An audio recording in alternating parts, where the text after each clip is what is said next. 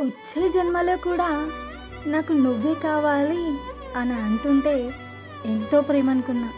కానీ ఈ జన్మలోనే వదిలేసి వెళ్ళిపోతావని నువ్వు వెళ్ళిపోయాకే తెలిసింది.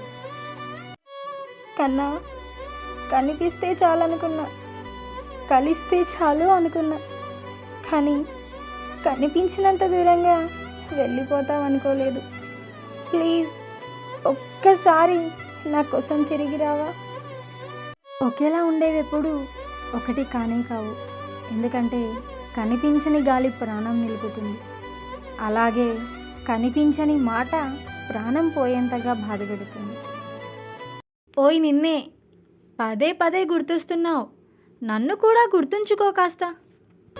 హో మర్చిపోయావా? గుర్తులేనా?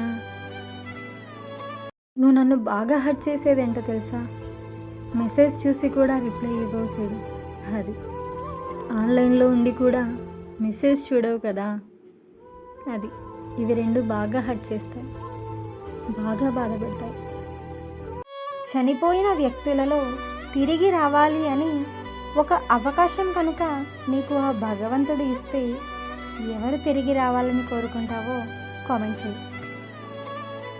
మనసుకు గాయం చేసిన వాళ్ళు వేరే వాళ్ళతో సంతోషంగా ఉంటారు, కానీ గాయపడిన వాళ్ళు మాత్రం గాయం చేసిన వాళ్ళ కోసం ఎదురు చూస్తూ బాధపడుతూనే ఉంటారు.